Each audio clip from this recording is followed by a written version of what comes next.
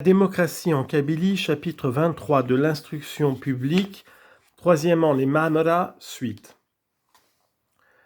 Le Muqaddam est toujours choisi parmi les élèves les plus anciens et les plus capables de sauvegarder les intérêts communs. Il est chargé de toutes les affaires de la Ma'amara sous la surveillance du propriétaire. C'est lui qui administre les revenus, passe les marchés, fait des approvisionnements, vend les produits, achète les immeubles, veille à la réception des hôtes, désigne les étudiants qui doivent faire des quêtes dans le pays. Mais il est toujours assisté des élèves les plus anciens qui remplissent auprès de lui les fonctions des temman et des aqal auprès de l'amine du village, et de même que ce dernier, il ne peut presque rien faire sans avoir consulté préalablement la Jema'a. Il est aussi le caissier de l'établissement.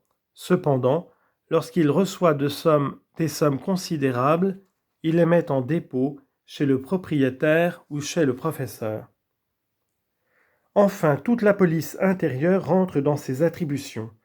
Il veille au maintien de l'ordre, à l'exécution des règlements, et lorsqu'un délit arrive à sa connaissance, il en rend compte, suivant le cas, à la Jema'a des étudiants, au propriétaire ou au professeur. L'Oukil est l'économe de la Ma'amara.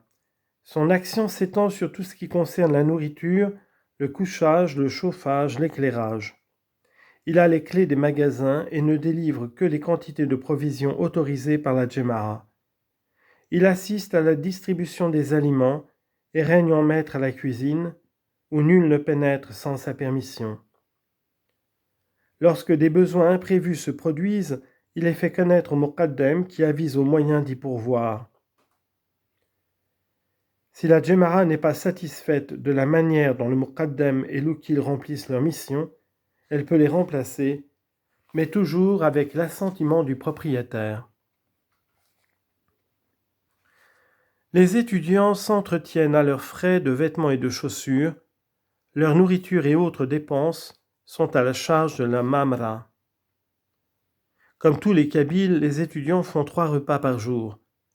Le déjeuner se compose de pain et de figues qui, de 2 jours l'un, sont remplacés par du couscous. Dans l'après-midi, on sert un goûter de pain ou de figues. Enfin, le soir, après le coucher du soleil, a lieu le dîner qui consiste en couscous aux fèves ou de temps en temps à la viande. Lorsqu'il y a distribution de viande, le professeur le maître de la Ma'amara et tous les membres de sa famille ont droit chacun à une part. Les Irqeddachen font la distribution des rations sur la surveillance de l'économe. Les étudiants mangent par petits groupes, les amis se choisissent. Un grand nombre d'étudiants sont mariés et vivent avec leur famille dans les villages voisins. L'économe leur délivre leurs rations en nature.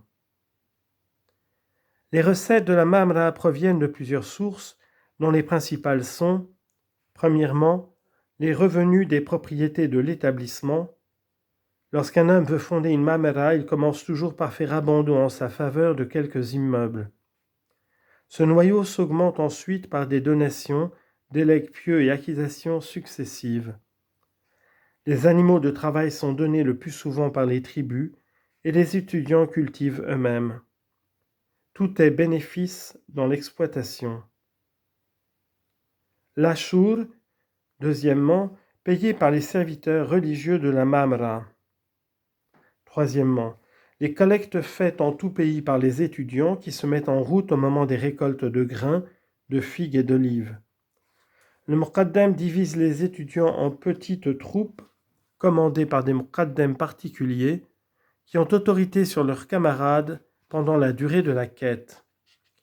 Il désigne à chaque bande les villages et les tribus qu'elle doit exploiter et choisit les quêteurs parmi les élèves dont la position de famille assure les recettes les plus abondantes. Quatrièmement, les droits d'admission, el-Habas, payés par les étudiants à leur entrée dans la Ma'amara. Cinquièmement, les dons d'usage faits chaque année par certaines tribus d'une paire de bœufs ou d'un mulet. Si la Ma'amara n'a pas besoin d'animaux, on convertit en argent. Sixièmement, Enfin, les droits perçus au bénéfice des étudiants sur les bouchers qui fréquentent les marchés de la tribu. Quand la mamra est placée près du tombeau d'un saint en réputation, elle ne profite pas des offrandes faites par les visiteurs.